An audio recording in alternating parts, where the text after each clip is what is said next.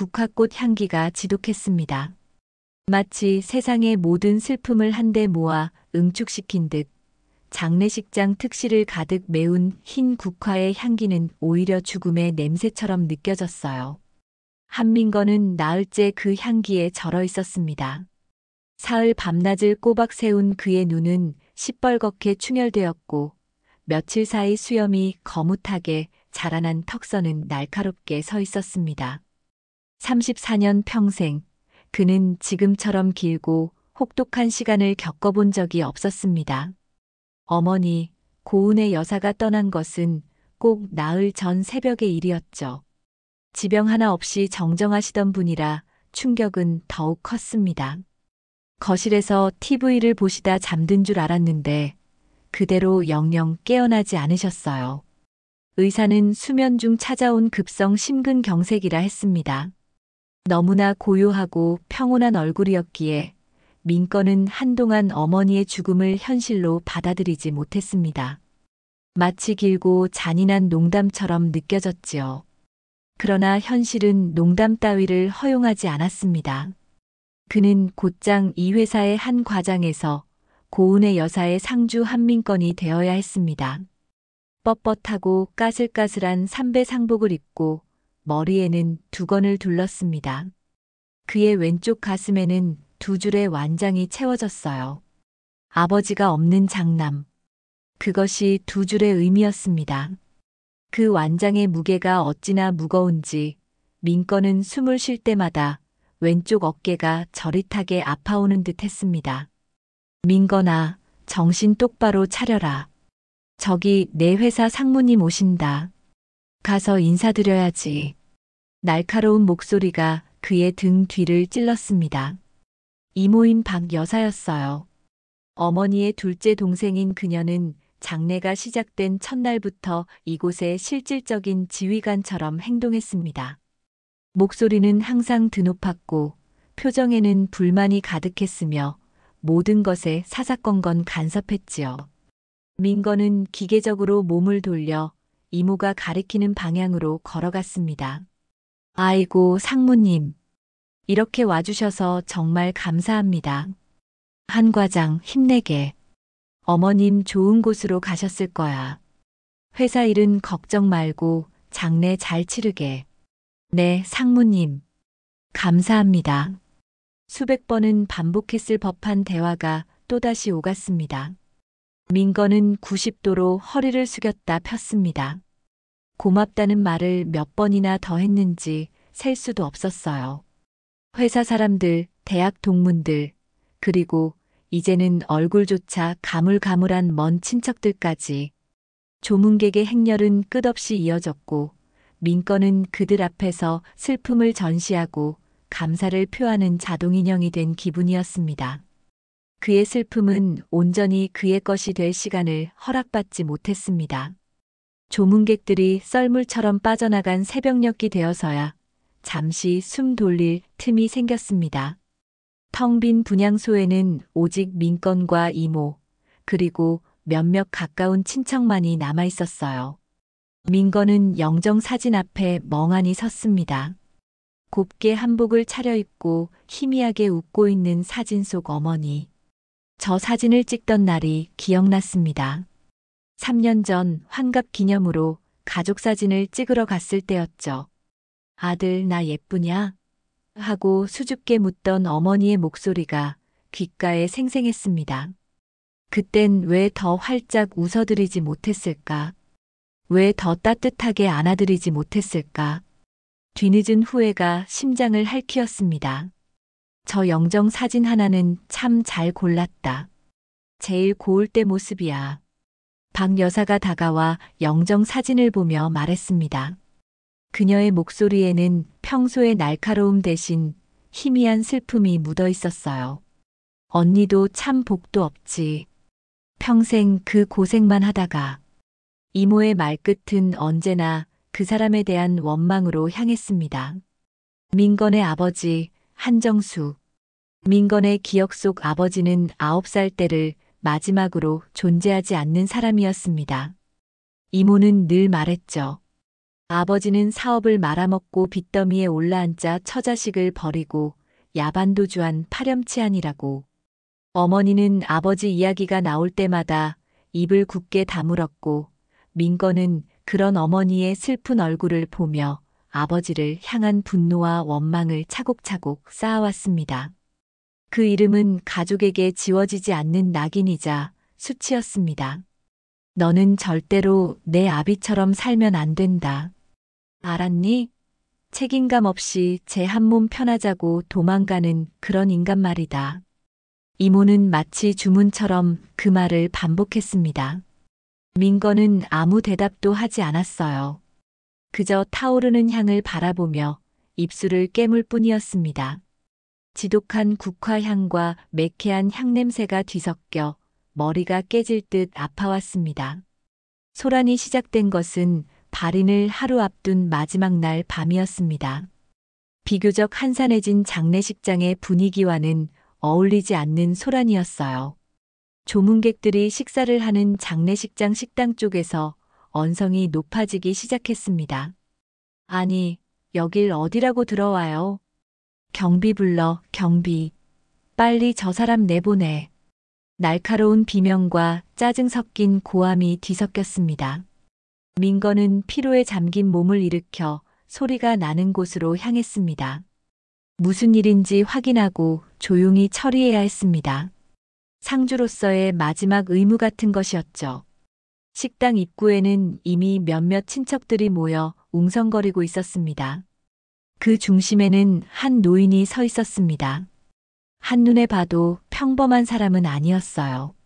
수십 년은 좋기 묵은 때가 겹겹이 쌓인 듯한 회색 점퍼, 군데군데 해지고 터져 너덜거리는 바지. 얼굴은 검게 그을렸고 까치집처럼 엉망으로 헝클어진 머리카락은 언제 마지막으로 감았는지 짐작조차 할 수 없었습니다.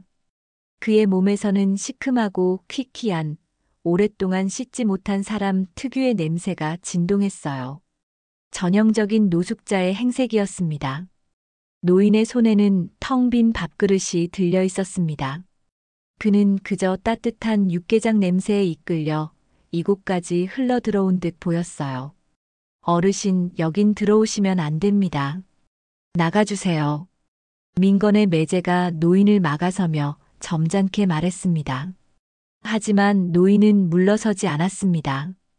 그는 애처로운 눈으로 식당 안 김이 모락모락 나는 붉은 육개장 뚝배기들을 바라보며 말했어요.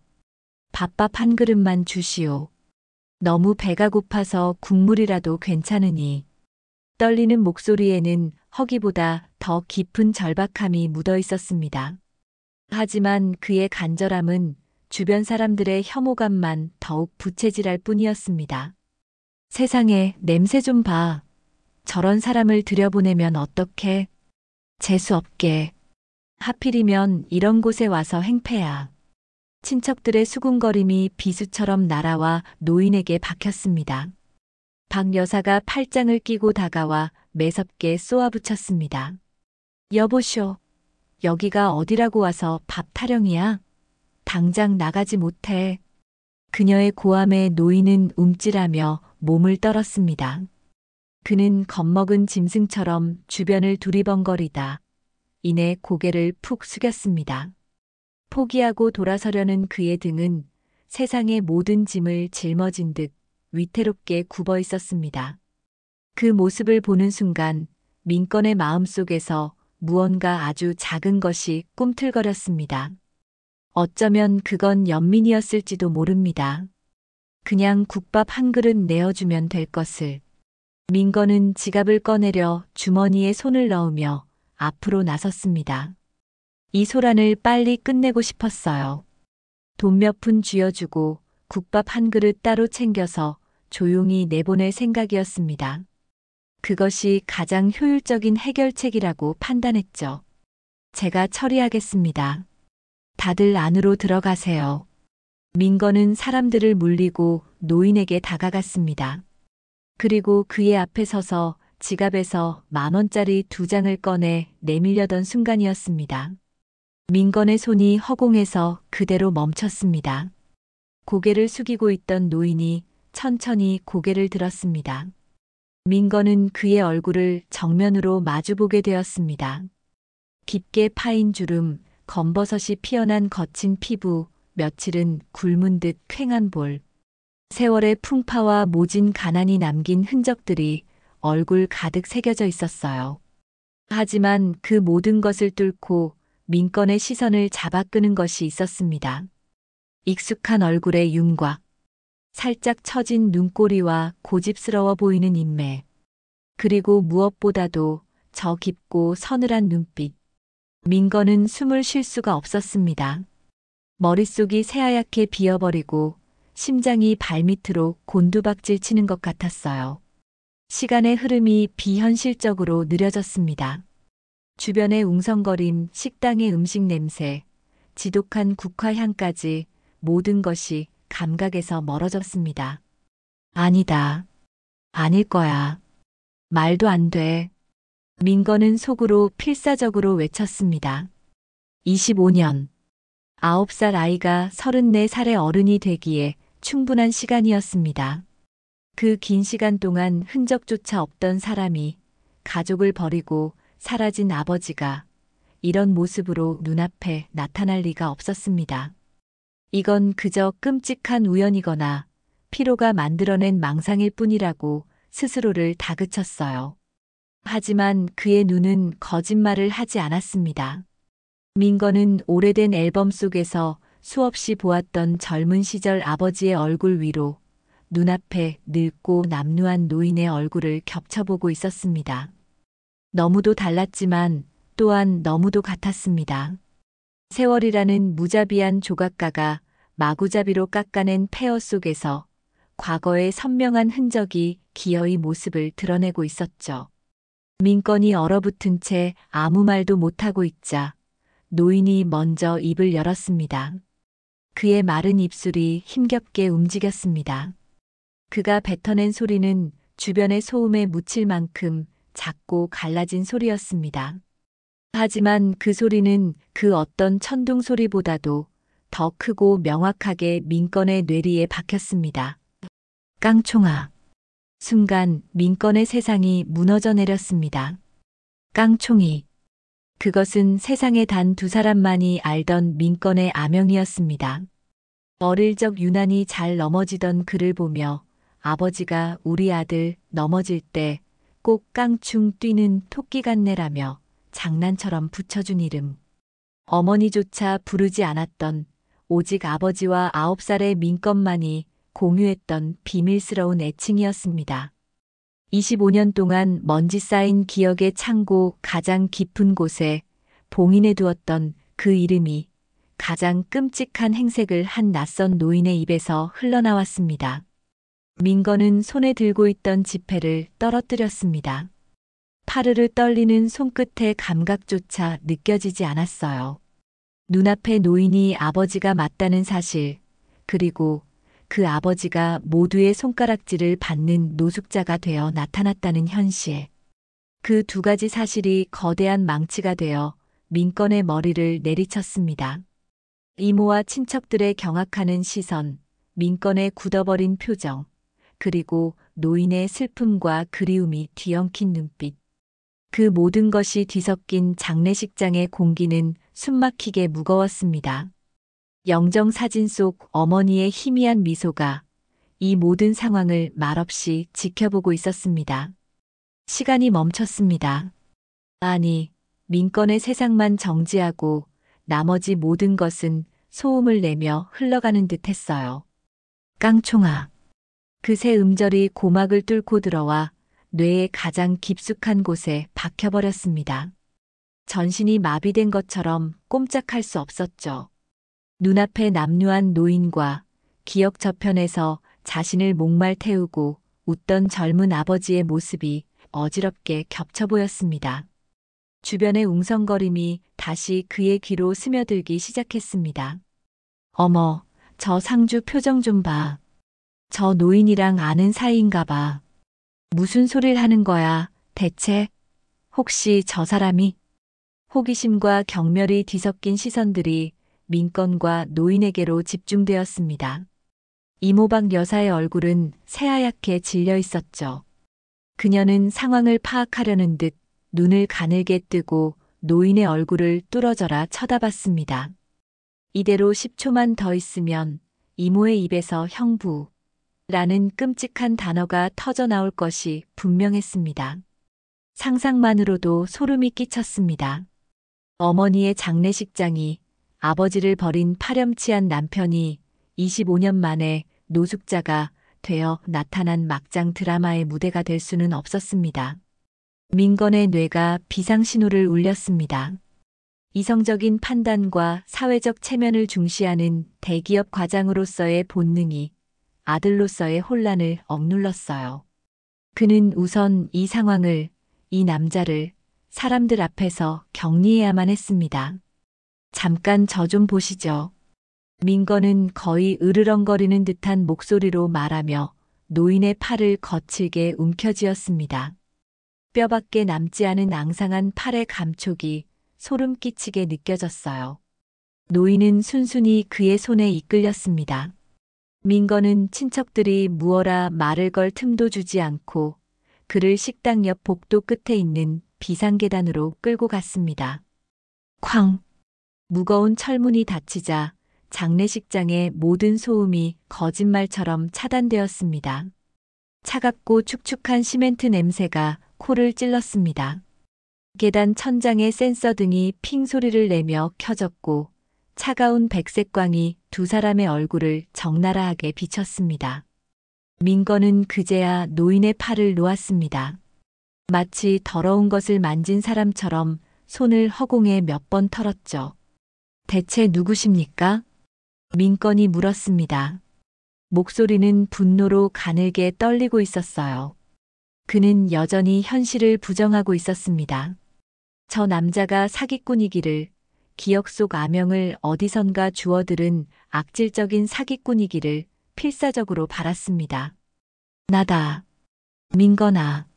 나, 내 아버지야. 노인 한정수는 힘겹게 말했습니다. 그의 목소리에는 변명이나 과장이 없었어요. 그저 슬픈 사실을 고하는 듯한 담담함이 실려 있었습니다. 아버지, 제 아버지는 25년 전에 가족을 버리고 죽었습니다. 제 기억 속엔 없어요. 그런데 이제 와서 아버지라고요? 이런 행색으로 하필이면 오늘 어머니가 돌아가신 날에 돈이 필요하십니까? 얼마면 되겠습니까? 민건은 일부러 더 잔인하게 말을 쏟아냈습니다. 상처를 주고 싶었어요. 자신의 혼란과 분노, 지난 세월의 원망을 모두 퍼부어 이 남자를 다시는 자신 앞에 나타나지 못할 만큼 너덜너덜하게 만들고 싶었습니다. 하지만 정수의 반응은 예상과 달랐습니다. 그는 분노하거나 상처받은 기색 없이 그저 슬픈 눈으로 민건을 바라볼 뿐이었습니다. 돈 때문에 온 게 아니다. 정말이야. 그저 내 어머니 소식을 들었다. 멀리서나마 마지막 가는 길을 보고 싶어서 염치 없는 줄 알지만 이것만은 해야 할 것 같아서 왔다. 어머니 소식은 어떻게? 며칠 전에 우연히 신문 부고란에서 봤다. 내 이름이랑 내 어머니 이름이 있더구나. 한참을 망설였다. 이런 모습으로 나타나면 너가 얼마나 놀라고 또 얼마나 창피할까. 그래도 내 엄마인데. 정수의 목소리가 희미하게 떨렸습니다. 그는 말을 잇지 못하고 고개를 숙였습니다. 민건은 잠시 할 말을 잃었습니다. 신문 부고란. 그는 회사 동료들과 지인들을 위해 신문에 작은 부고를 냈습니다. 그 작은 활자가 돌고 돌아 이 남자에게까지 닿았다는 사실이 기가 막혔습니다. 증명해 보십시오. 당신이 내 아버지라는 증거를 대보란 말입니다. 깡총이 같은 옛날 이야기 말고요. 민건은 마지막 발악처럼 소리쳤습니다. 그의 이성은 여전히 이 모든 것을 거부하고 있었어요. 그러자 정수는 잠시 망설이는 듯 하더니 조용히 입을 열었습니다. 내 왼쪽 어깨, 쇄골 바로 아래쪽에 아직 흉터가 있을 게다. 너가 7살 때였나? 골목에서 세발 자전거를 타고 신나게 내려오다가 크게 넘어져서 찢어졌지. 피가 철철 나는데 너가 울지도 않고 그걸 꾹 참더구나. 내가 널 들쳐 업고 동네 병원까지 미친 듯이 뛰었어. 의사가 꿰매는 동안에도 너는 내 손을 꽉 잡고 신음소리 한 번 내지 않았지. 참 대단한 놈이라고 그렇게 생각했다. 순간 민건의 머릿속에 번개처럼 스쳐가는 장면이 있었습니다. 잊고 있던 기억의 파편. 아스팔트의 거친 감촉, 새와 살이 부딪히는 소리, 그리고 자신을 안고 뛰던 누군가의 거친 숨소리와 땀 냄새. 그는 무의식적으로 자신의 왼쪽 어깨를 움켜쥐었습니다. 상복 아래, 셔츠 아래, 그의 피부에는 분명 희미하게나마 길쭉한 흉터가 남아 있었습니다. 그 흉터는 민건조차 오랫동안 잊고 지냈던 것이었어요. 민건의 동공가 흔들렸습니다. 부정할 수 없는 기억의 증거 앞에서 그가 쌓아 올린 불신의 벽에 금이 가기 시작했습니다. 바로 그때였습니다. 철컥.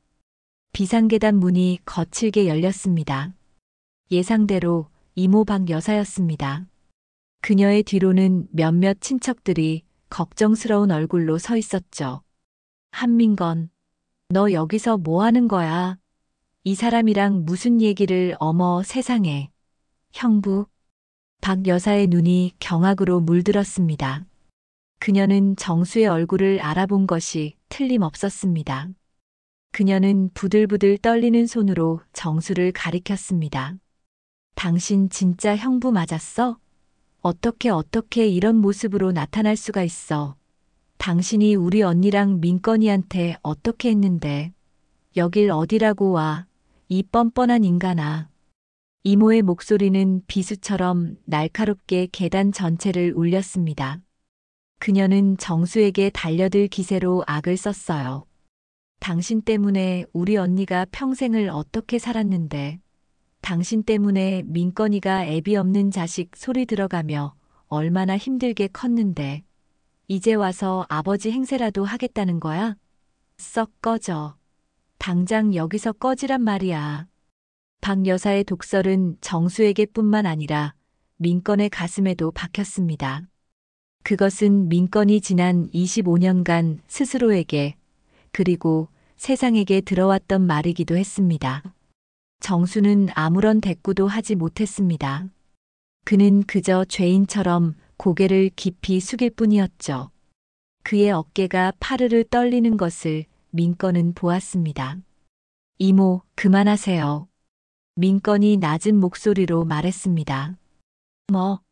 민건아, 너 지금 저 인간 편드는 거니? 너가 제정신이야? 제정신입니다. 그러니까 그만하시라고요. 여기서 이러시면 어머니가 편히 가시겠어요? 민건은 지끈거리는 머리를 부여잡았습니다. 더 이상은 무리였습니다. 이 자리에서 어떤 결론도 내릴 수 없었어요. 그는 정수를 향해 차갑게 말했습니다. 일단 장례는 마쳐야겠습니다. 오늘 밤만 조용히 밖에 계셔 주십시오. 날이 밝고 발인이 끝나면 그때 다시 이야기하시죠. 그것은 인정도 부정도 아니었습니다. 그저 이 최악의 상황을 잠시 유예하기 위한 민건의 필사적인 선택이었어요. 정수는 말없이 고개를 끄덕였습니다. 민건은 그를 뒤로하고 비상계단을 나왔습니다. 등 뒤로 느껴지는 이모의 분노에 찬 시선과 친척들의 수군거림을 애써 무시하며 그는 다시 지독한 국화 향기가 진동하는 분향소로 향했습니다. 그의 걸음은 천근만근 무거웠습니다. 분향소로 돌아온 민건은 마치 영혼이 빠져나간 사람 같았습니다. 친척들은 그에게 감히 말을 걸지 못했고 특히 박 여사는 분이 풀리지 않는 얼굴로 그를 노려보며 씩씩거렸습니다.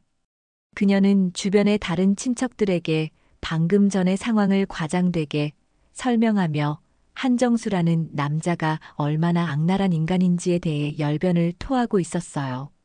글쎄, 그 인간이 25년 만에 나타나서 한다는 소리가 밥 달라는 거였다니까. 우리 언니 장례식장에 와서 저런 짐승만도 못한 놈을 봤나? 그 목소리가 민건의 신경을 날카롭게 긁었습니다. 이전 같았으면 그저 동의하며 고개를 끄덕였을 테지만 지금은 달랐습니다. 비상계단에서 본 아버지의 그 슬픈 눈빛과 어깨의 흉터에 대한 기억이 머릿속을 떠나지 않았기 때문이에요.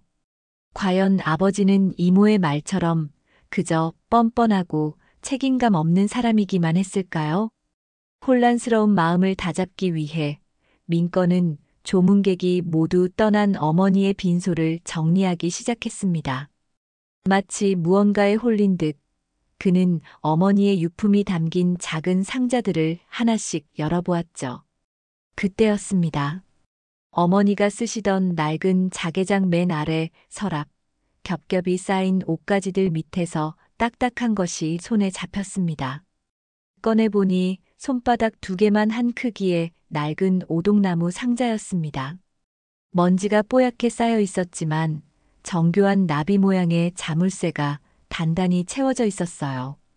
민건은 그 상자를 기억했습니다. 어릴 적부터 늘 그 자리에 있었던 상자였죠. 호기심에 몇 번 열어보려 했지만 어머니는 이건 절대 만지면 안 된다며 엄하게 말리곤 했습니다. 그 후로 민건에게 그 상자는 그저 어머니의 오래된 물건 중 하나일 뿐이었습니다. 그런데 오늘따라 그 상자가 마치 무언가 말을 거는 것처럼 느껴졌어요. 이 안에 어머니의 비밀이 있을지도 몰라. 그는 자물쇠를 열기 위해 애썼습니다. 하지만 열쇠는 어디에도 보이지 않았고 작은 자물쇠는 꿈쩍도 하지 않았습니다. 무언가 중요한 단서가 눈앞에 있는데도 확인할 수 없다는 사실에 민지주는 답답함을 느꼈습니다. 그는 일단 상자를 자신의 가방 깊숙한 곳에 챙겨 넣었습니다. 그때 등 뒤에서 조용한 목소리가 들렸습니다. 민건아, 잠시 얘기 좀 할까? 돌아보니 외삼촌인 고은철 씨였습니다. 그는 박 여사와는 달리 과묵하고 신중한 성격의 소유자였어요. 그는 민건을 데리고 장례식장 구석의 휴게실로 향했습니다. 자판기 커피 2잔을 뽑아든 그는 한참을 망설이다 입을 열었습니다. 아까 그 사람 내 아버지 맞지? 민건은 대답 대신 씁쓸하게 웃었습니다. 외삼촌은 고개를 끄덕이며 말을 이었습니다. 내 이모가 하는 말 다 듣지 마라. 물론 한서방이 사업에 실패하고 가족을 고생시킨 건 사실이다. 하지만 그는 내 이모가 말하는 그런 파렴치한은 아니었어. 무슨 말씀이세요? 한서방, 그 사람 보기보다 속이 깊고 정이 많은 사람이었다. 특히 너와 내 엄마를 얼마나 아꼈는데. 너가 깡총이라고 불렸던 것도 기억나. 늘 널 목말 태우고 다니면서 동네방네 자랑하고 다녔지. 그런 사람이 하루아침에 처자식을 버리고 도망갔다는 걸 난 사실 아직도 다 믿지 못하겠다. 외삼촌의 말은 이모의 주장과는 정면으로 배치되는 것이었습니다. 민건의 혼란은 더욱 가중되었어요. 사업이 망하고 빚쟁이들이 집에 들이닥치기 시작했을 때였어. 하루는 내가 찾아갔는데 한서방 얼굴이 말이 아니더구나. 나를 붙잡고 그러더군. 형님, 제가 다 잘못했습니다. 하지만 은혜랑 민건이만큼은 꼭 지켜야 합니다라고. 그 눈빛이 꼭 무언가 결심한 사람의 눈빛이었어. 그리고 며칠 뒤에 사라졌지. 나는 그게 어쩌면 도망친 게 아니라 너희를 지키기 위한 다른 방법이었을지도 모른다는 생각을 떨칠 수가 없었다. 외삼촌은 거기까지 말하고는 깊은 한숨을 쉬었습니다. 내 어머니도 입으로는 원망했지만 속으로는 계속 기다렸을 게다.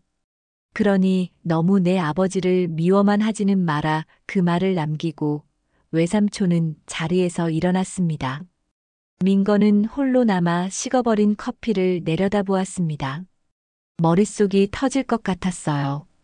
25년간 믿어온 진실이 송두리째 흔들리고 있었습니다. 가족을 버린 배신자인 아버지, 그리고 그를 지키기 위해 스스로를 희생했을지도 모르는 아버지. 어느 것이 진짜 아버지의 모습일까요? 민건은 자리에서 일어나 다시 분향소로 향했습니다. 그리고는 낡은 앨범 하나를 꺼내 펼쳤습니다. 앨범에는 흑백 사진 속 젊은 부부와 아이가 행복하게 웃고 있었죠. 까까머리를 한 어린 자신과 수줍게 웃는 어머니, 그리고 늠름하고 자신감 넘치는 표정의 젊은 아버지.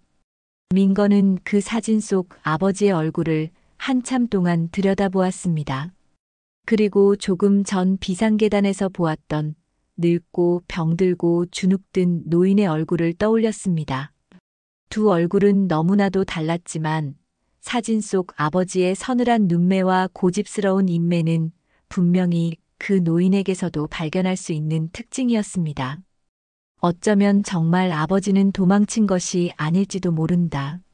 그 가능성이 싹트기 시작하자 민건의 마음은 걷잡을 수 없이 요동쳤습니다. 진실이 무엇이든 그는 이제 그것을 외면할 수 없었습니다. 어머니의 발인은 구준비가 내리는 아침에 치러졌습니다.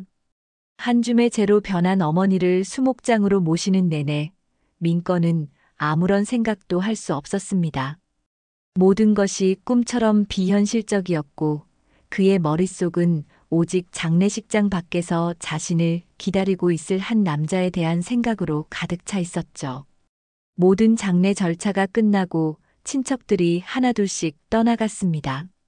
이모는 끝까지 그 인간은 어떻게 했냐며 쏘아붙였지만 민건은 제가 알아서 하겠습니다라는 말로 일축했습니다. 마침내 텅 빈 장례식장 주차장에 홀로 남은 민건은 심호흡을 한 번 하고 정수가 있을 만한 곳으로 발걸음을 옮겼습니다. 그는 멀지 않은 곳에 있었습니다. 장례식장 건물의 처마 밑 비를 피할 수 있는 구석진 곳에 쪼그리고 앉아 있었어요. 민건이 약속했던 것처럼 그는 꼼짝도 하지 않고 그 자리를 지키고 있었던 겁니다. 그 모습에 민건의 마음 한구석이 저릿하게 아파왔습니다. 일어나시죠. 민건의 목소리에 정수는 화들짝 놀라며 고개를 들었습니다. 민건은 말없이 돌아서서 걷기 시작했고 정수는 아무 말 없이 그의 뒤를 따랐습니다. 두 사람 사이에는 아무런 대화도 오가지 않았습니다.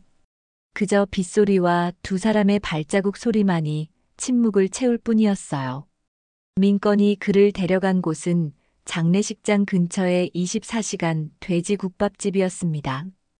허름하지만 따뜻한 김이 새어나오는 곳이었죠. 안으로 들어서자 구수한 국밥 냄새가 확 풍겨왔습니다.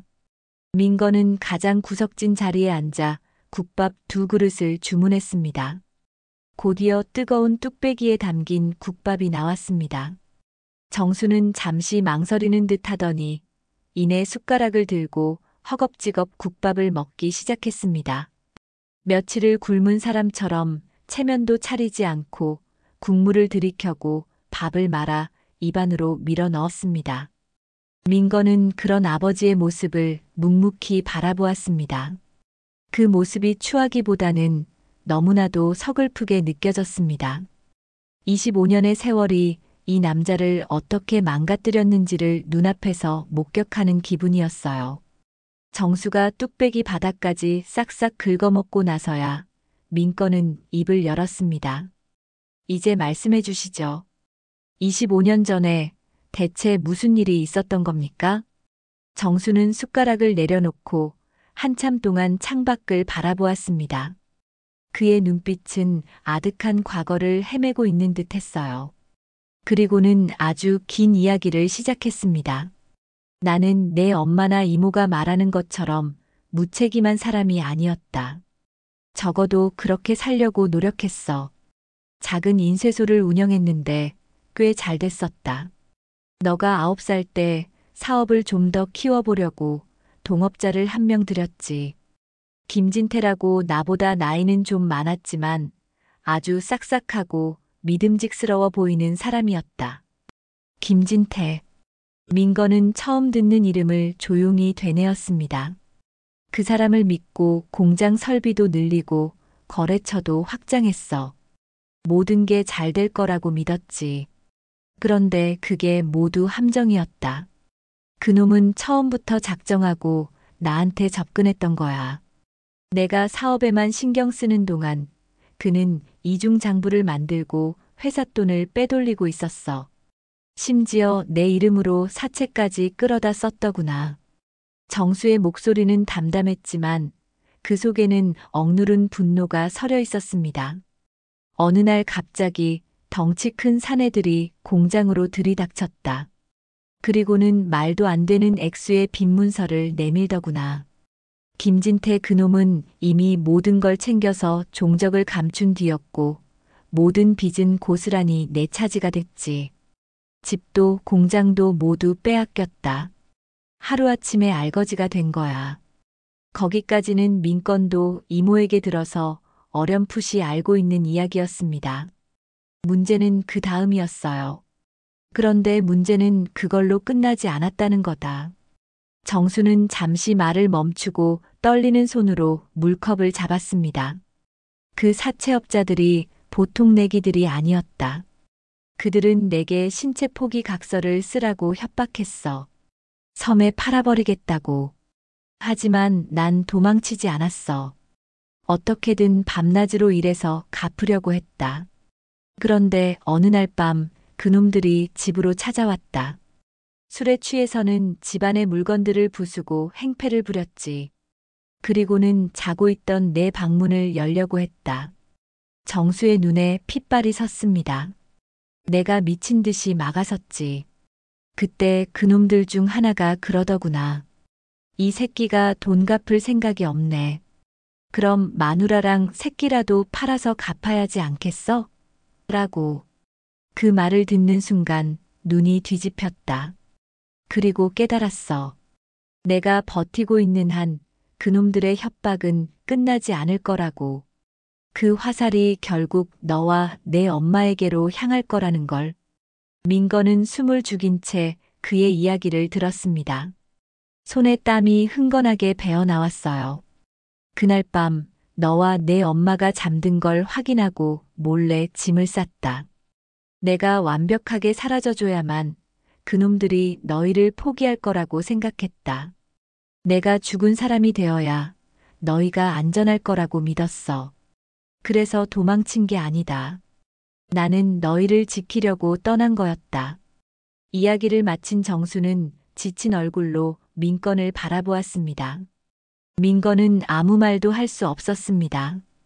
25년간 쌓아온 원망의 성이 아버지의 고백 한마디 한마디에 힘없이 무너져 내리고 있었기 때문입니다. 정수는 품속에서 무언가를 주섬주섬 꺼냈습니다. 낡고 해진 점퍼 안주머니 깊숙한 곳에서 나온 것은 때 묻은 비닐에 여러 겹싸인 낡은 편지 한 통이었습니다. 이건 떠나던 날 밤 내 엄마에게 쓰다만 편지다. 차마 전해주지는 못하고 평생을 품고 다녔다. 민건은 떨리는 손으로 그 편지를 받아들었습니다. 집으로 돌아오는 길 민건은 아무 말도 하지 않았습니다. 조수석에 앉은 아버지, 한정수 역시 침묵을 지켰죠. 두 사람의 25년이라는 공백은 차 안의 침묵보다 훨씬 더 무겁고 깊었습니다. 아파트 주차장에 차를 세우고 엘리베이터를 타고 현관문 비밀번호를 누르는 모든 과정이 낯설고 어색했습니다. 일단 씻으세요. 갈아입을 옷은 제가 찾아보겠습니다. 집안에 들어선 민건은 정수에게 욕실을 가리키며 말했습니다. 정수는 마치 남의 집에 온 손님처럼 주저하며 욕실로 들어갔습니다. 싸아 하는 물소리가 들려오자 민건은 그제야 긴장이 풀리는 것을 느끼며 소파에 주저앉았습니다. 그의 손에는 아직도 아버지가 건넨 낡은 편지가 들려 있었습니다. 그는 천천히 편지를 펼쳤습니다. 갱지 편지지는 누렇게 변색되고 가장자리는 닳아 있었지만 푸른 잉크로 쓴 글씨는 기적처럼 선명하게 남아 있었습니다. 사랑하는 은혜에게 이 편지를 당신이 읽게 될지 모르겠소. 아마 읽지 못하기를 바라야겠지. 나 같은 놈은 당신과 우리 민건이 인생에서 없는 사람이어야 하니까. 미안하오. 정말 미안하오. 모든 것이 내 잘못이오. 내가 더 똑똑했더라면, 내가 더 신중했더라면 이런 일은 없었을 텐데. 하지만 이것 하나만은 알아주시오. 나는 당신과 민건이를 버리는 게 아니오. 당신들을 지키기 위해 떠나는 거요. 내가 당신들 곁에 있는 한 저 악마 같은 놈들은 절대 당신들을 가만두지 않을 거요. 내가 사라져야만 이 모든 것이 끝날 수 있소. 부디 나를 원망하시오. 그리고 나를 잊으시오. 민건이를 잘 부탁하오. 우리 아들 똑똑하고 용감한 아이니 분명 훌륭하게 자랄 거요. 먼 훗날 내가 모든 빚을 갚고 당신들 앞에 떳떳하게 설 수 있는 날이 온다면. 편지는 거기서 끊겨 있었습니다. 차마 마지막 문장을 맺지 못한 아버지의 절망과 고통이 행간마다 느껴지는 듯 했습니다. 민건은 눈을 감았습니다. 편지의 내용은 아버지의 고백이 모두 사실임을 증명하고 있었어요. 그때 민건의 시선이 가방에 넣어두었던 어머니의 오동나무 상자에 가닿았습니다. 어머니는 정말 아버지를 원망하기만 하셨을까? 그는 상자를 꺼내 들었습니다. 그리고는 홀린 듯이 아까 국밥집에서 아버지가 들려주었던 이야기 속 김진태라는 이름을 떠올렸습니다. 하지만 그건 단서가 될 수 없었죠. 그는 다시 아버지와의 기억을 더듬었습니다. 비상계단에서 아버지는 자신의 어깨 흉터를 기억해냈습니다. 7살 때의 기억. 그리고 문득 다른 기억 하나가 안개 속에서 떠올랐습니다. 어릴 적 어머니는 잠자리에 들기 전 항상 민건의 머리를 쓰다듬으며 작은 숫자를 중얼거리곤 했습니다. 우리 아들 태어난 날, 엄마 아빠가 세상에서 제일 행복했던 날. 설마. 민건의 심장이 빠르게 뛰기 시작했습니다. 그는 떨리는 손으로 상자의 자물쇠 다이얼을 돌렸습니다. 자신의 생년월일 6자리. 찰칵. 경쾌하지만 심장이 멎을 듯한 소리와 함께 굳게 닫혀있던 나비 모양 자물쇠가 열렸습니다. 민건은 마른 침을 삼키고 천천히 상자 뚜껑을 열었습니다. 상자 안을 가득 채우고 있는 것은 놀랍게도 수백 통은 좋게 되어 보이는 편지 다발들이었습니다. 끈으로 한 묶음씩 정갈하게 묶인 편지들. 매니 편지 봉투에는 하늘에 있는 네 사람에게라고 적혀 있었습니다. 민건은 그중 가장 위에 있는 편지 한 통을 꺼내 펼쳤습니다. 어머니의 익숙한 글씨체였습니다. 여보, 당신이 떠난 지 한 달이 지났어요. 사람들은 모두 당신이 나쁜 사람이라고 욕해요. 내 동생조차도요. 하지만 난 알아요. 당신이 우리를 버린 게 아니라는 걸. 당신이 얼마나 우리 민건이를 사랑하는지, 얼마나 나를 아꼈는지 내가 아는데 당신은 분명 우리를 지키려고 떠난 거겠죠. 맞죠? 오늘 민건이가 학교에서 받아쓰기 100점을 맞아왔어요. 당신이 봤으면 얼마나 자랑스러워했을까요? 부디 어디에 있든 밥 굶지 말고 아프지 마세요. 나는 민건이와 함께 당신을 기다릴게요. 꼭 돌아와야 해요. 민건은 숨을 쉴 수가 없었습니다. 어머니는 모든 것을 알고 있었습니다. 아버지가 자신들을 지키기 위해 떠났다는 것을 그녀는 처음부터 믿고 있었던 겁니다. 그는 다음 편지를 또 그 다음 편지를 정신없이 읽어내려갔습니다. 편지에는 민건의 성장 과정이 고스란히 담겨 있었습니다. 초등학교 입학식 날, 처음으로 자전거를 배운 날, 중학생이 되어 반항하던 시절의 이야기, 대학교에 합격해서 온 가족이 기뻐했던 날, 그리고 대기업에 입사해 첫 월급을 타온 날까지 어머니는 아버지에게 보내지 못할 편지를 쓰며 민건의 모든 순간을 그와 공유하고 있었던 겁니다. 편지 더미 밑에는 작은 통장 하나가 놓여 있었습니다. 민건은 떨리는 손으로 통장을 펼쳤습니다. 예금주 이름은 한민건이었지만 통장 첫 페이지에 어머니의 글씨로 이렇게 적혀 있었습니다. 내 사람 한정수를 위하여. 거래 내역은 25년 전 아버지가 떠난 바로 그 달부터 시작되었습니다. 처음에는 10,000원, 20,000원.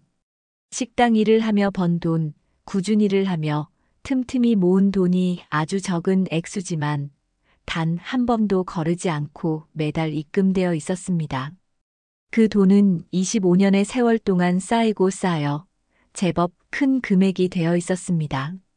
어머니는 평생 아버지를 원망한 것이 아니었습니다. 평생을 그리워하고 그의 안위를 걱정하며 그가 돌아올 날을 믿고 기다렸던 겁니다. 이모의 독설과 세상의 손가락질 속에서도 그녀는 홀로 남편에 대한 믿음과 사랑을 지켜왔던 것입니다. 으흐흑. 민건의 어깨가 가늘게 떨리기 시작했습니다. 이내 참았던 울음이 터져나왔습니다. 아버지에 대한 원망, 어머니에 대한 죄스러움, 그리고 자신의 어리석음에 대한 회한이 뒤섞여 걷잡을 수 없는 눈물이 되어 흘러내렸습니다. 그때 욕실 문이 열리고 깨끗하게 씻고 나온 정수가 나타났습니다. 낯선 옷이 어색한 듯 서 있던 그는 바닥에 주저앉아 편지 더미에 둘러싸여 오열하는 아들의 모습을 보고 그 자리에 우뚝 멈춰 섰습니다. 아들의 울음소리가 25년간 멈춰있던 두 사람의 시간을 다시 흐르게 하고 있었습니다.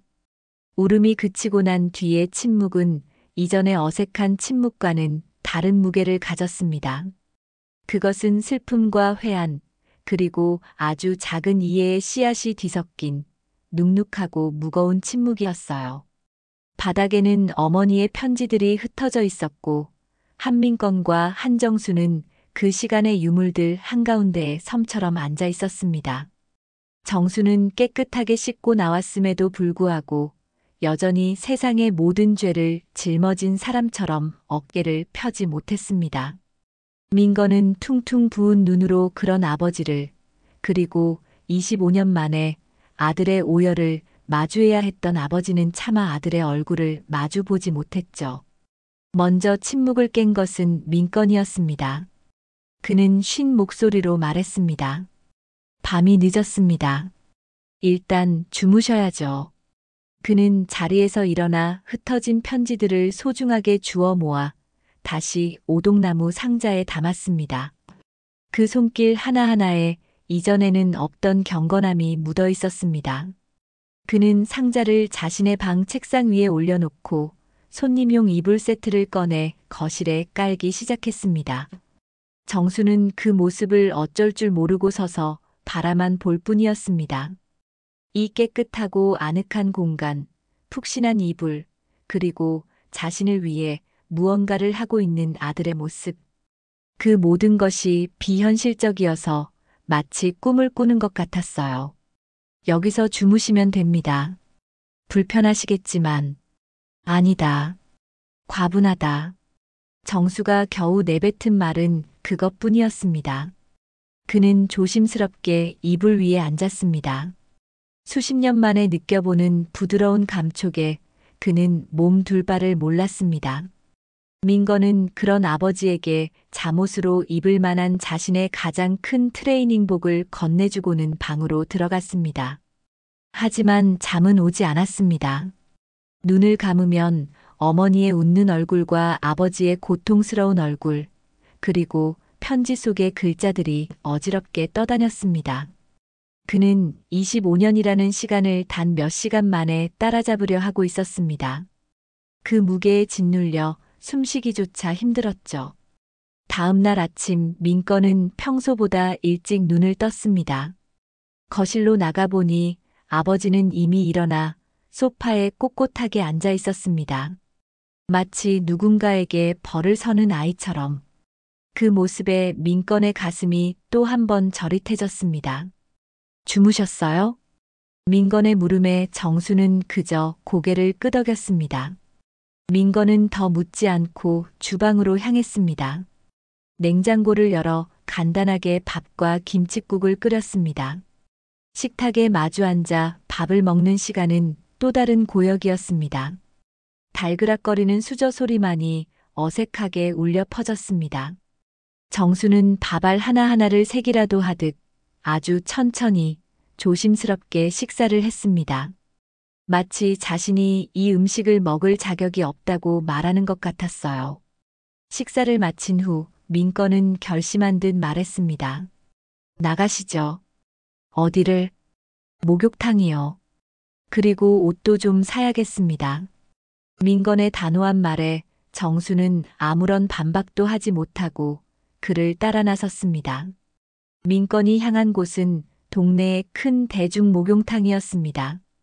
뜨거운 김이 자욱한 탕 안에 들어서는 순간 정수는 자신도 모르게 몸을 움츠렸습니다. 그의 몸에 새겨진 25년의 노숙 생활은 단순한 때와 냄새가 아니었습니다.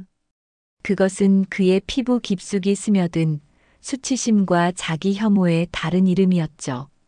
민건은 탕 안에 등을 돌리고 앉은 아버지의 뒤로 다가갔습니다.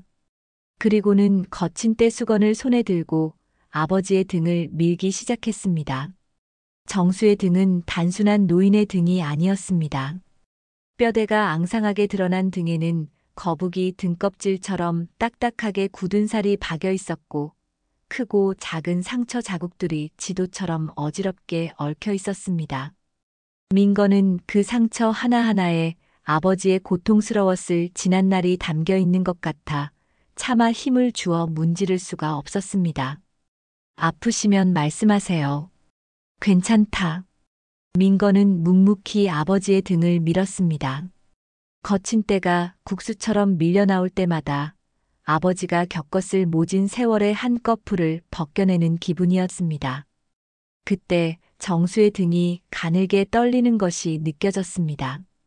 뜨거운 김 때문인지 아니면 다른 이유 때문인지 정수는 소리 없이 울고 있었습니다. 25년 만에 느껴보는 아들의 따뜻한 손길 앞에서 그의 마지막 자존심마저 무너져 내리고 있었던 겁니다. 한참 동안 등을 밀어주던 민건은 마침내 입을 열었습니다. 아버지. 그것은 이전과는 다른 진정한 의미의 첫 부름이었습니다. 비난도 원망도 아닌 그저 아들이 아버지를 부르는 담담한 목소리.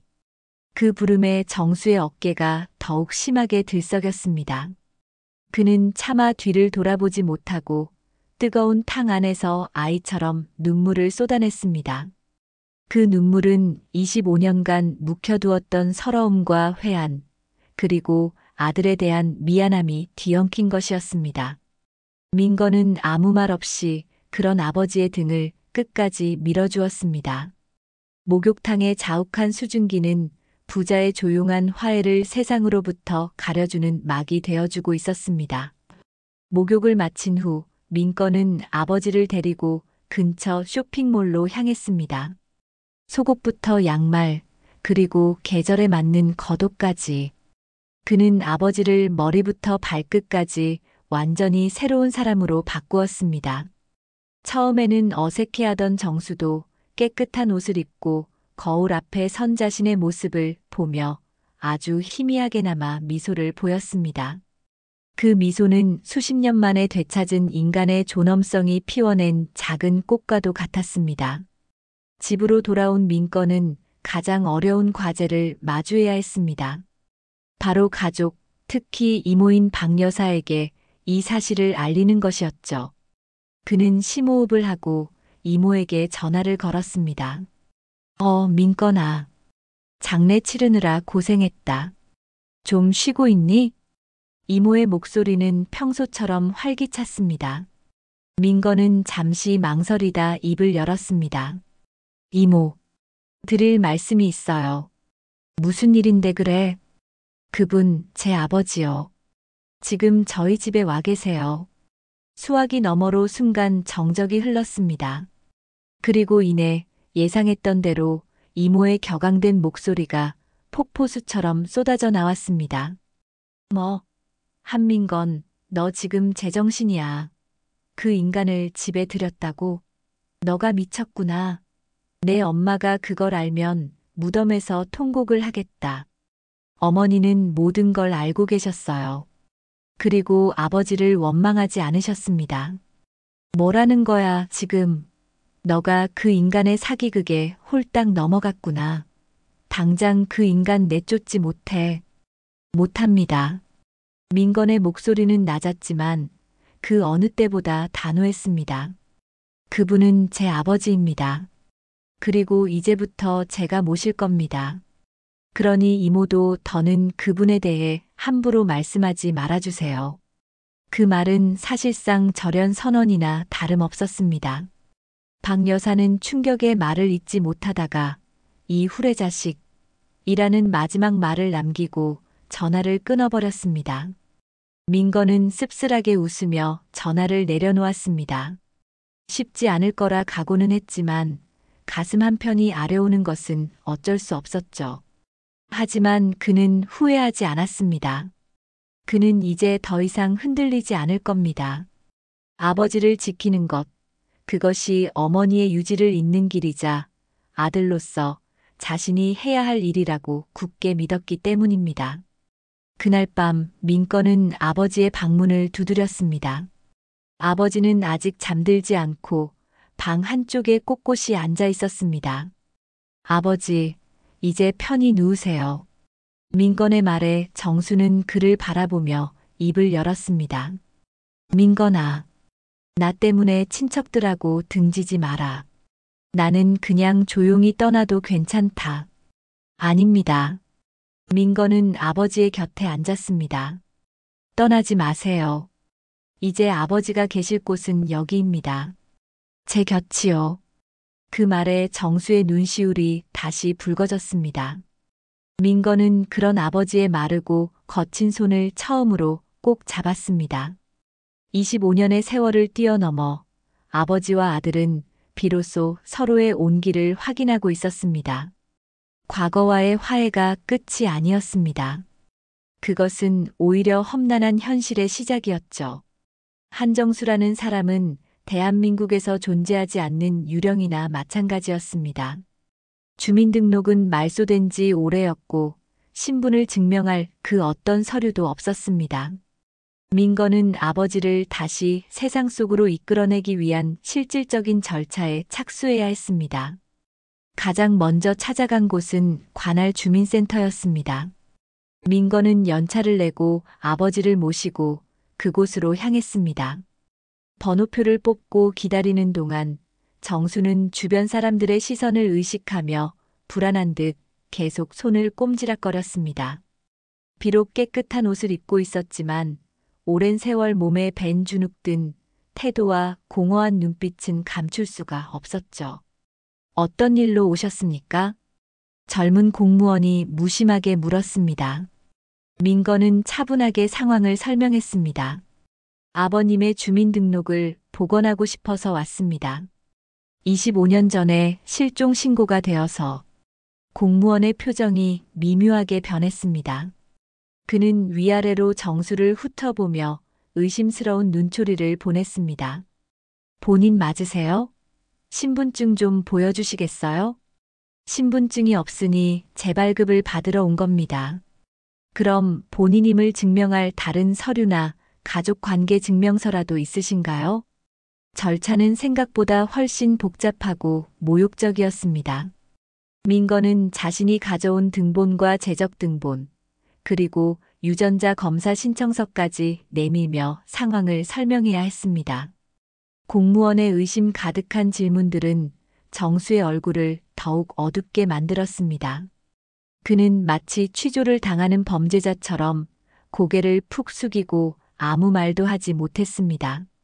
저기요. 민건이 참다 못해 입을 열었습니다. 그의 목소리에는 차가운 분노가 실려 있었죠.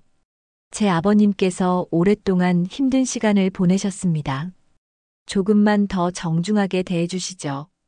필요한 서류가 있다면 정확히 알려주시면 제가 모두 준비하겠습니다. 대기업 과장으로서 사람들을 대하는데 익숙한 민건의 단호한 태도에 젊은 공무원은 잠시 당황한 듯 하더니 이내 자세를 고쳐 앉았습니다. 아, 죄송합니다.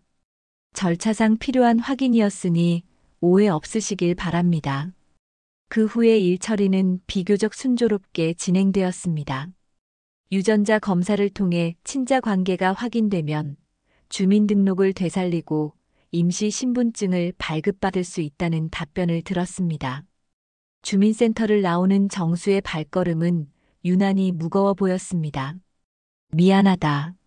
나 때문에 너가 이런 수모를 겪는구나. 아닙니다. 당연히 제가 해야 할 일입니다. 이제 시작일 뿐인걸요. 다음으로 향한 곳은 병원이었습니다. 민건은 아버지의 건강 상태를 종합적으로 확인해 봐야 한다고 생각했습니다. 의사 앞에서 정수는 마지못해 옷을 벗었습니다.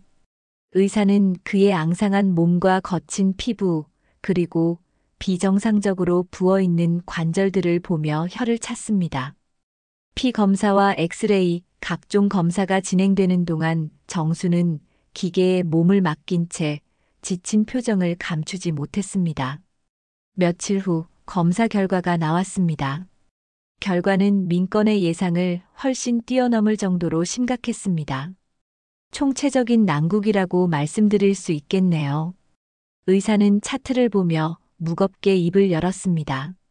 장기간의 영양실조로 인한 만성 빈혈, 비타민 D 결핍으로 인한 골다공증 초기 증세, 그리고 관절염이 아주 심각합니다. 특히 무릎 연골은 거의 닳아 없어진 수준입니다. 심장도 많이 약해져 있고요. 이건 단순히 나이가 들어서 생긴 문제가 아닙니다.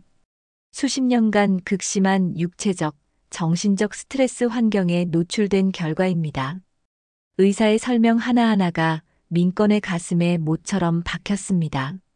아버지가 거리에서 보냈을 끔찍한 시간들이 눈앞에 그려지는 듯 했습니다. 그는 약봉지를 한가득 받아들고 병원을 나섰습니다. 아버지를 집으로 모셔다 드리는 내내 그는 무거운 책임감을 느꼈습니다.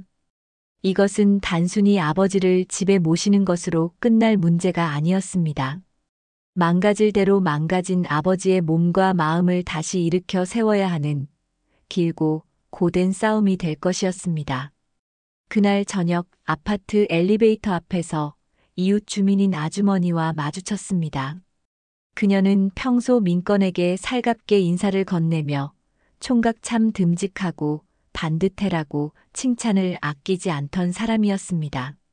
그녀는 민건의 옆에 서 있는 정수를 위아래로 훑어보더니 민건에게만 들리도록 목소리를 낮춰 속삭였습니다. 어머, 한 과장. 좋은 일 하시네. 연말이라 불우이웃 돕기라도 하는 거야? 딱해 보이기는 한데 요즘 세상이 흉흉해서 저런 분들 함부로 집에 들이는 거 아니야. 조심해야 해. 그 말에는 동정이라는 이름으로 포장된 경멸과 차별이 노골적으로 담겨 있었습니다. 정수의 얼굴이 순식간에 잿빛으로 변했습니다. 그는 다시 예전의 노숙자 시절로 돌아간 듯 어깨를 움츠렸습니다. 순간 민건의 머리끝까지 피가 솟구치는 기분이었습니다. 하지만 그는 분노를 터뜨리는 대신 아주 차분하고 명료한 목소리로 대답했습니다. 그는 아주머니와 아버지 모두가 들을 수 있도록 일부러 조금 더 큰 소리로 말했습니다. 아주머니, 잘못 보셨습니다. 이분은 불우이웃이 아니라 제 아버지십니다. 오랫동안 떨어져 지내다가 이제 제가 모시고 함께 살기로 했습니다. 인사 나누시죠. 제 아버지 한정수 씨입니다. 민건은 아버지의 어깨를 자랑스럽게 감싸 안았습니다. 아주머니의 얼굴은 당혹감과 민망함으로 새빨갛게 달아올랐습니다. 그러시구나. 몰라 봬서 죄송합니다. 그녀는 어쩔 줄 몰라 하며 허둥지둥 엘리베이터에서 내렸습니다. 집으로 들어온 후에도 정수는 아무 말이 없었습니다. 민건은 그런 아버지에게 다가가 말했습니다. 아버지, 더는 그렇게 움츠리지 마세요. 아버지는 더 이상 노숙자가 아닙니다. 이 집의 주인이시고 제 아버지십니다.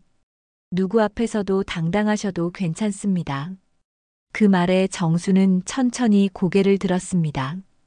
그의 눈에는 미안함과 고마움, 그리고 아주 작은 자긍심의 빛이 함께 어리고 있었습니다. 세상의 편견이라는 차가운 벽 앞에서 아들은 처음으로 아버지를 위한 방패가 되어주고 있었습니다. 유전자 검사 결과가 나오고 한정수의 주민등록이 기적처럼 되살아났습니다. 손에 든 얇은 임시 신분증을 보며 정수는 한참 동안 말을 잇지 못했죠. 25년 만에 그는 다시 대한민국의 국민 한정수라는 이름의 한 사람으로 인정받게 된 것입니다. 며칠 뒤 민건은 꽃집에 들러 흰 국화와 소담한 백합을 섞어 아주 큰 꽃다발을 만들었습니다. 어머니가 생전에 가장 좋아하던 꽃들이었죠. 그리고 집으로 돌아와 오동나무 상자에서 어머니의 편지 몇 묶음을 조심스럽게 꺼냈습니다. 아버지, 같이 가실 곳이 있습니다. 정수는 민건이 준비한 것들을 보고 어디로 가는지 묻지 않고 조용히 차에 올랐습니다. 차가 향하는 곳은 어머니의 유골이 묻힌 경기도의 한 수목장이었습니다.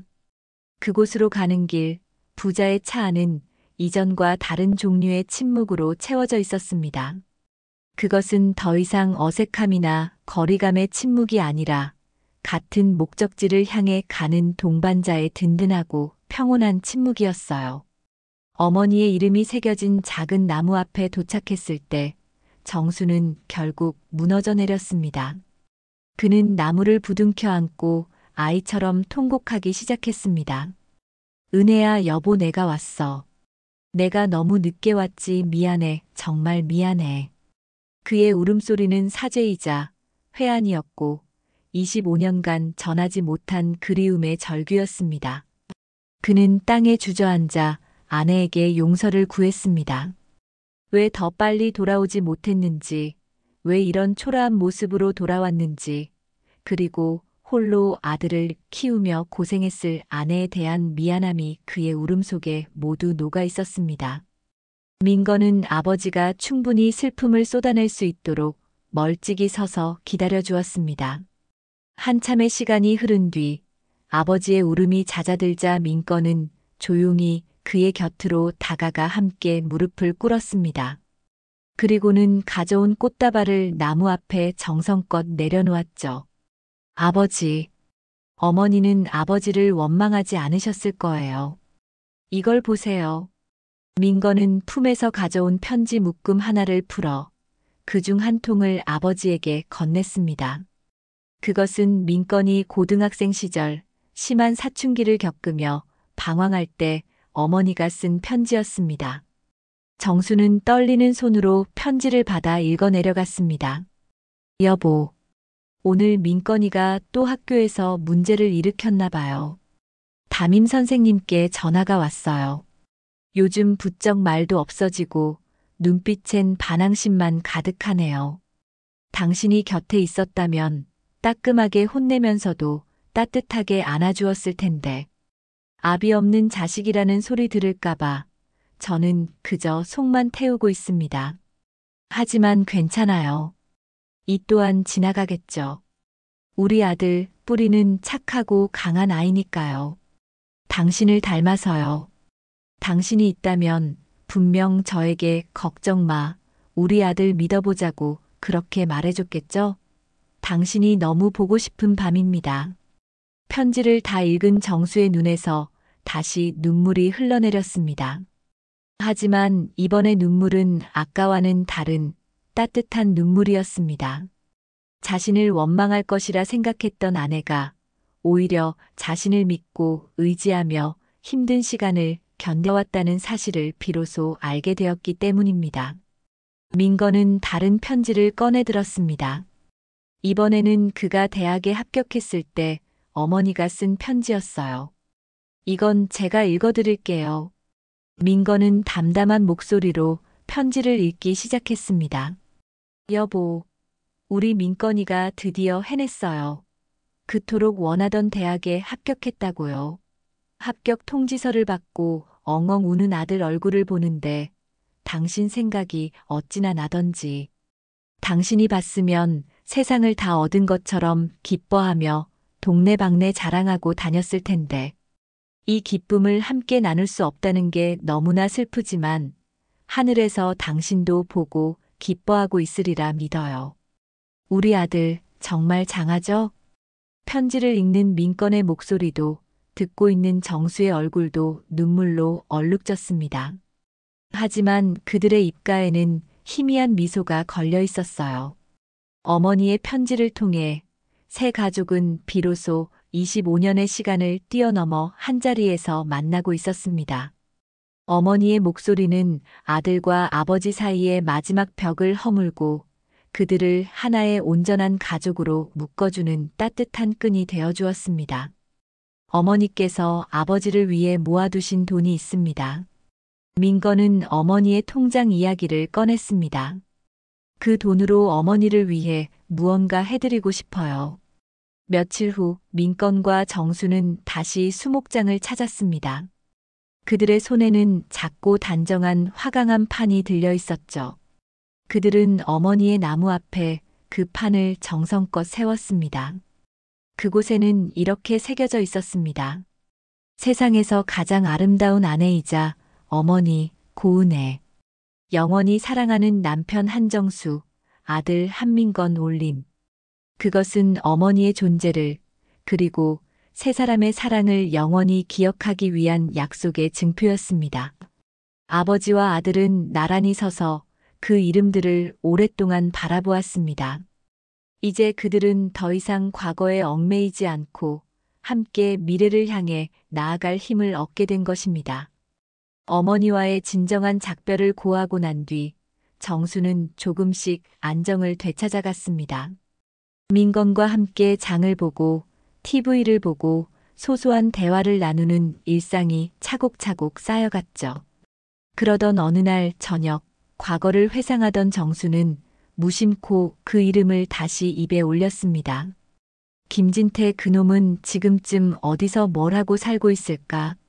그 목소리에는 이제 분노나 원망보다는 그저 씁쓸한 체념이 묻어 있었습니다.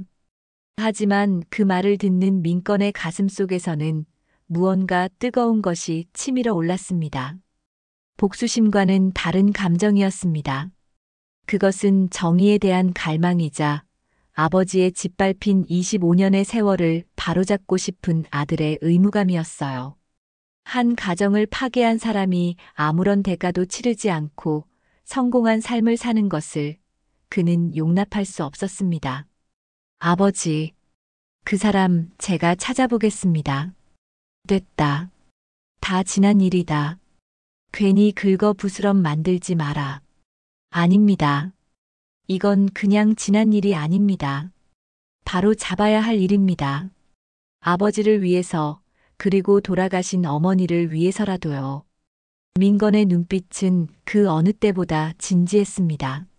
정수는 그런 아들의 모습에서 자신의 젊은 시절 고집을 발견하고는 더 이상 말리지 못하고 그저 옅게 한숨을 쉴 뿐이었습니다.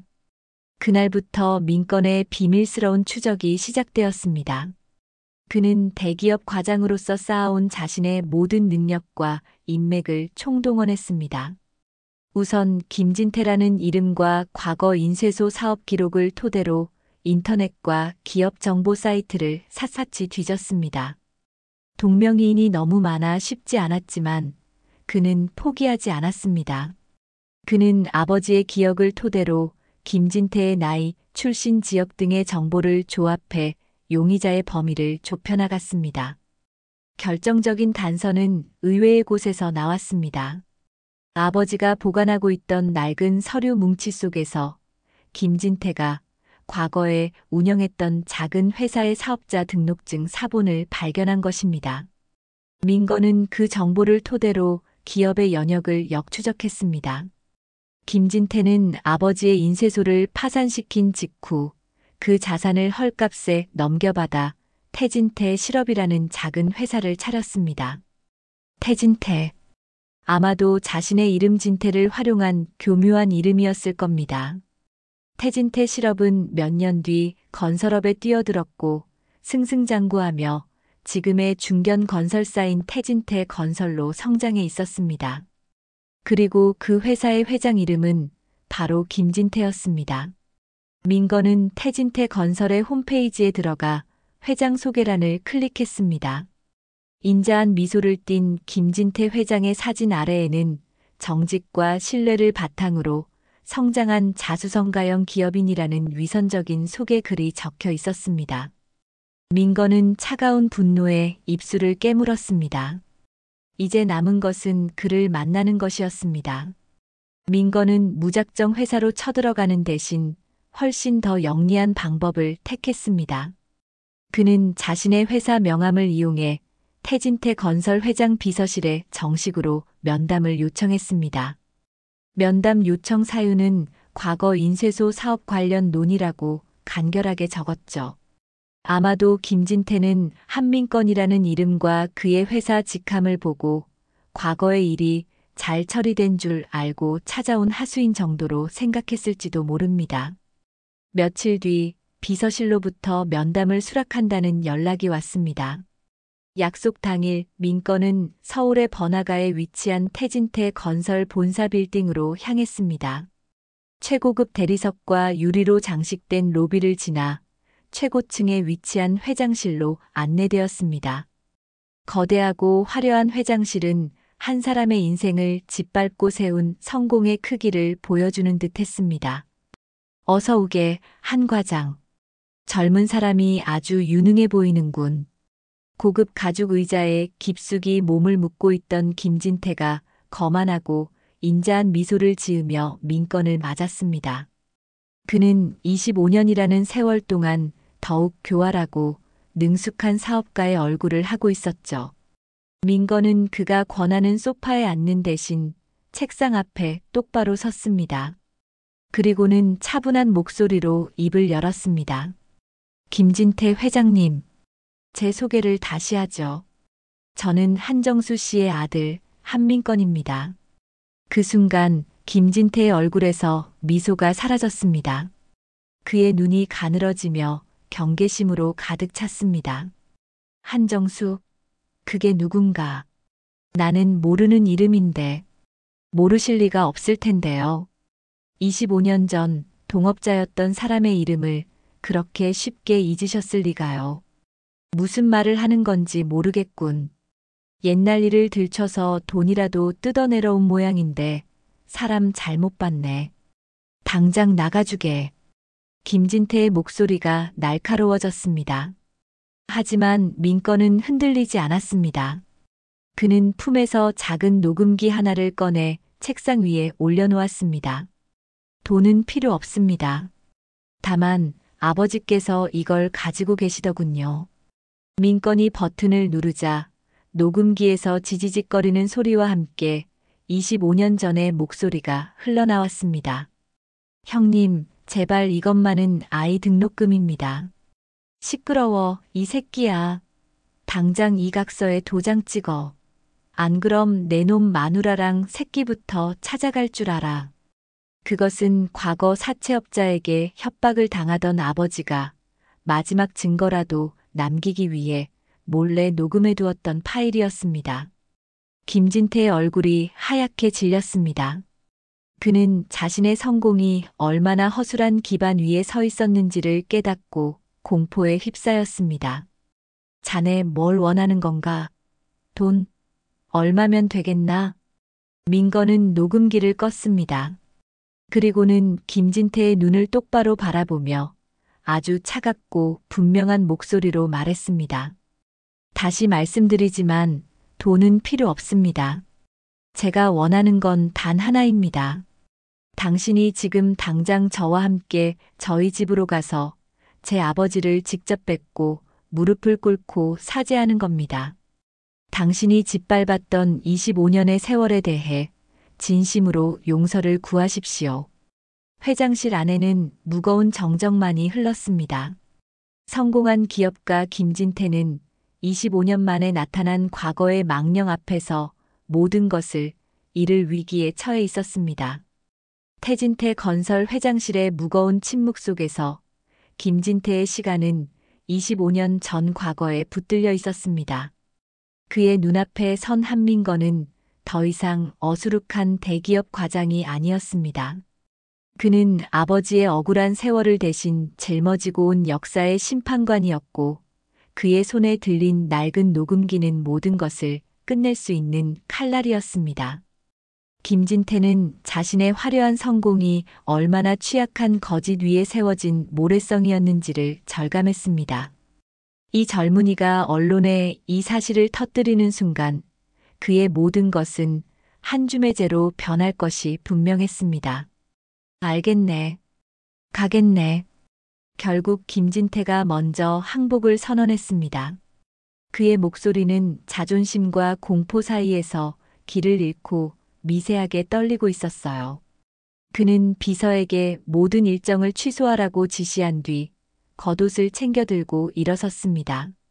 민건은 아무 말 없이 그를 이끌고 자신의 차로 향했습니다.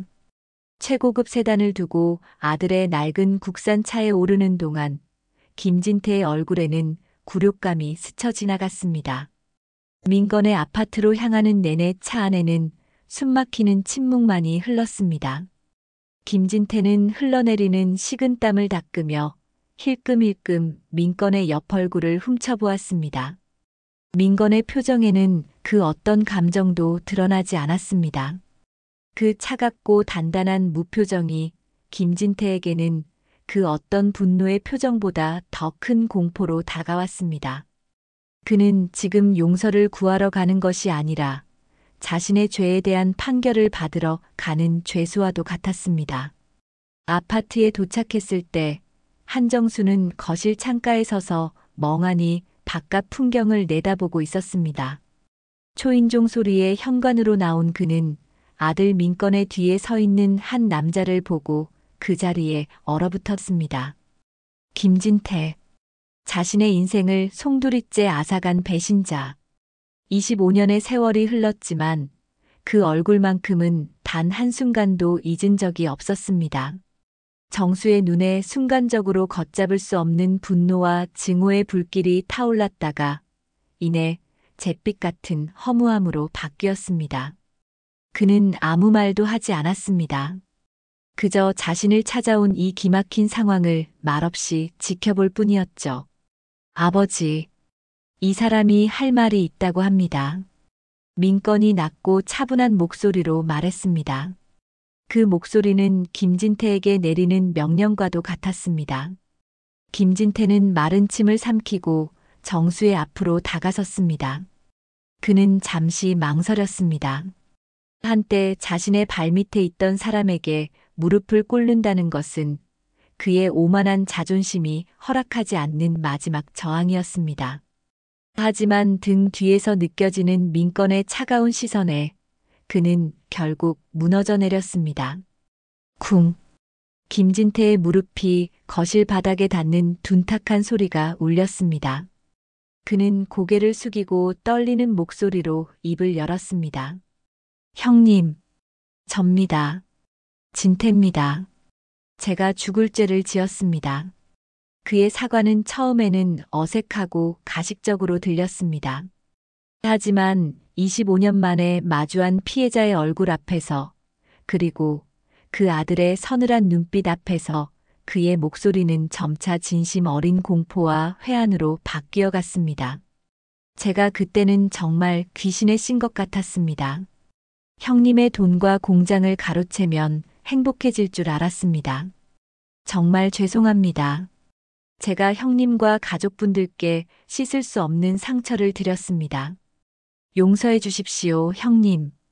그는 이마가 바닥에 닿을 듯 깊이 머리를 조아렸습니다. 한참 동안 엎드려 있던 그는 품에서 두툼한 서류 봉투를 꺼내 정수의 앞에 내밀었습니다. 이건 제 사죄의 마음입니다. 많지는 않지만 형님께서 잃어버린 세월에 비하면 아무것도 아니지만 이걸로라도 조금이나마 죗값을 치르고 싶습니다. 이 근처의 상가와 아파트, 그리고 평생 편히 사실 수 있는 돈입니다. 제발 받아주십시오.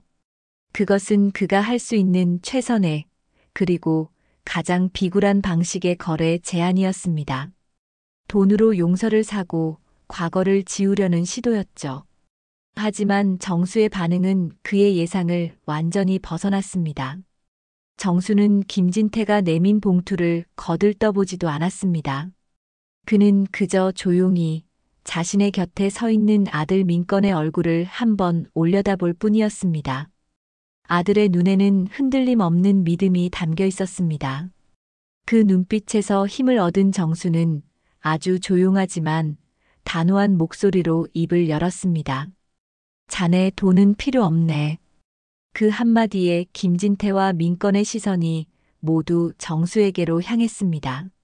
정수는 김진태를 내려다보며 말을 이었습니다. 지난 25년 나는 모든 것을 잃었다고 생각했지. 돈, 명예, 가족 그리고 나 자신까지도. 길 위에서 굶주리고 병들면서 나는 수천 번도 더 자네를 원망하고 내 자신을 저주했다. 그런데 말이야, 나는 최근에 내가 잃어버리지 않은 것이 딱 하나 있다는 걸 깨달았다. 정수는 손을 뻗어 곁에 선 아들 민건의 손을 잡았습니다. 내 아들. 내가 잃어버린 줄 알았던 내 아들이 이렇게 훌륭하게 자라서 내 곁으로 돌아와 주었네. 이것보다 더 큰 재산이 어디 있겠나. 자네가 주는 그까짓 돈 몇 푼이 내가 되찾은 이 행복과 비교나 될 것 같나? 그의 목소리에는 더 이상 패배자의 원망이나 슬픔이 없었습니다. 오직 모든 것을 초월한 자의 평온함과 아들을 되찾은 아버지의 꺾이지 않는 존엄만이 가득했습니다. 그러니 그 돈은 가지고 가게. 그리고 다시는 내 눈앞에 나타나지 말게. 자네를 용서할지 말지는 내가 아니라 하늘이 결정할 문제겠지. 다만 한 가지는 기억하게. 자네가 오늘 용서를 구해야 할 대상은 내가 아니라 자네의 더러운 욕심 때문에 평생을 고통 속에서 살다 가신 내 아내라는 걸. 정수의 마지막 말은 비수처럼 김진태의 심장에 박혔습니다. 김진태는 아무 말도 하지 못하고 멍하니 그 자리에 주저앉아 있었습니다. 그의 손에 들린 돈 봉투는 세상에서 가장 쓸모없고 추악한 휴지 조각처럼 보였습니다. 가시죠. 민건이 차갑게 말했습니다. 그는 더 이상 볼 것도 없다는 듯 김진태를 일으켜 세워 현관 밖으로 내보냈습니다. 김진태는 넋이 나간 사람처럼 비틀거리며 엘리베이터에 올랐습니다. 문이 닫히고 집안에는 다시 아버지와 아들만이 남았습니다. 길고 길었던 25년의 악연이 마침내 끝을 맺는 순간이었습니다. 민건은 아버지에게 다가가 말없이 그의 어깨를 감싸 안았습니다. 아버지는 돈이 아닌 자신의 명예와 존엄을 스스로의 힘으로 되찾은 것입니다.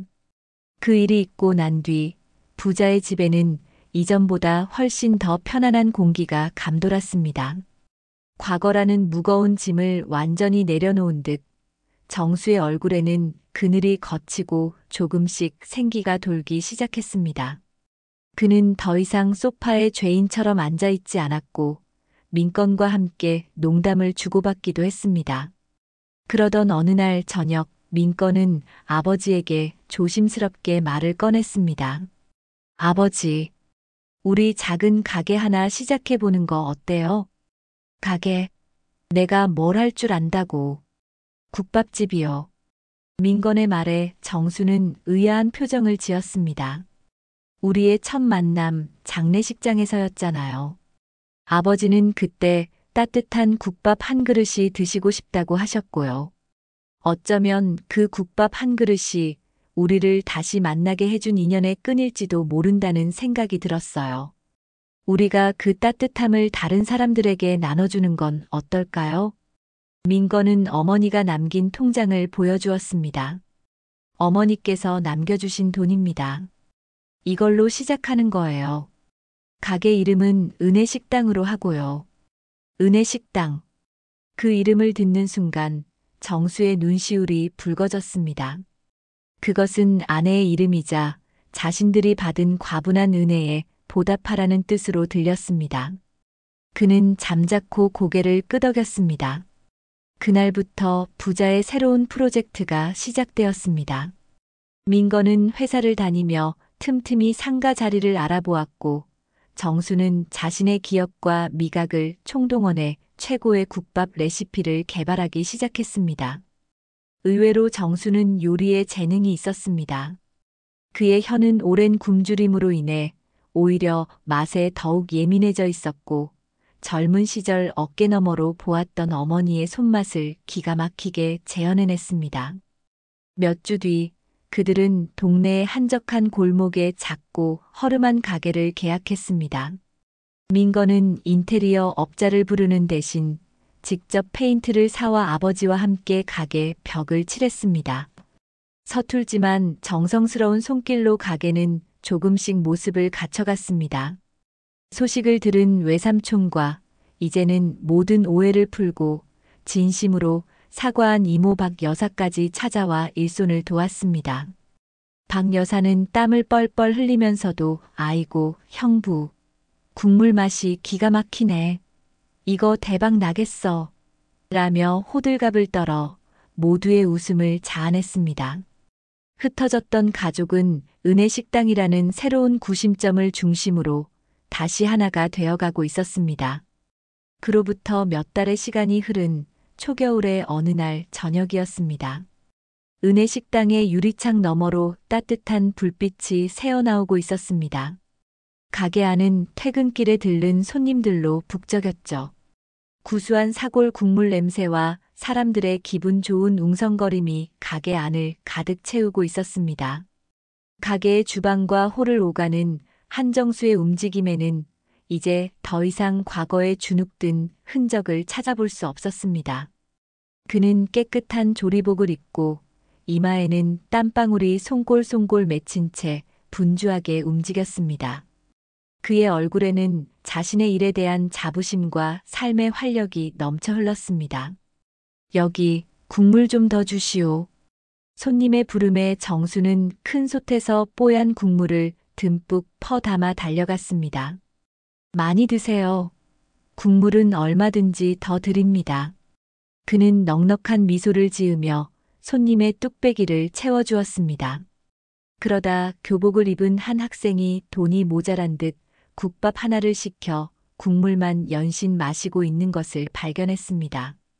정수는 조용히 주방으로 들어가 뚝배기에 고기를 듬뿍 담아 학생의 상 위에 내려놓았습니다. 학생, 공부하려면 든든하게 먹어야지. 이건 서비스야. 학생이 고개를 숙여 감사 인사를 하자 정수는 그저 인자하게 웃으며 머리를 쓰다듬어 주었습니다. 굶주림의 고통을 누구보다 잘 아는 그였기에 베푸는 온정의 기쁨 또한 누구보다 크게 느끼고 있었습니다. 카운터에서 계산을 하던 민건은 그런 아버지의 모습을 흐뭇하게 바라보고 있었습니다. 그는 더 이상 대기업의 유능한 과장이 아니었습니다. 그에게는 이제 그 어떤 직함보다 은혜식당 아들이라는 이름이 훨씬 더 자랑스러웠습니다. 지난 몇 달은 그의 인생에서 가장 힘들었지만 또한 가장 충만하고 행복한 시간이었습니다. 어느덧 손님들이 모두 빠져나가고 가게 안에는 부자만이 남았습니다. 정수는 아들을 위해 갓 끓인 따뜻한 국밥 한 그릇을 내왔습니다. 아들, 너도 저녁 먹어야지. 고맙습니다, 아버지. 두 사람은 늦은 저녁을 함께 했습니다. 창밖은 이미 칠흑 같은 어둠에 잠겨 있었지만 은혜식당의 간판은 골목을 환하게 비추고 있었습니다. 민건아. 정수가 툭 말을 던졌습니다. 내 엄마가 이걸 봤으면 참 좋아했을 텐데. 그러게요. 아마 지금 하늘에서 보고 누구보다 기뻐하고 계실 겁니다. 민건은 국밥을 한술 뜨며 창밖을 보았습니다. 25년 전 그의 겨울 장례식장에서 시작된 길고 긴 악몽은 끝났습니다. 과거의 상처가 완전히 사라진 것은 아니었습니다. 그 상처는 앞으로도 그들의 삶의 일부로 남아있을 테죠. 하지만 이제 그것은 더 이상 고통과 원망의 흉터가 아니었습니다. 서로의 소중함을 깨닫게 해준, 그리고 더 단단한 사랑으로 서로를 보듬게 해준 역사의 증표가 되었습니다. 따뜻한 국밥 한 그릇에서 피어오르는 김처럼 그들의 새로운 인생도 그렇게 따스하고 희망차게 시작되고 있었습니다. 은혜 식당의 불빛은 그날 밤 유난히 더 멀리까지, 그리고 더 따뜻하게 퍼져나가고 있습니다.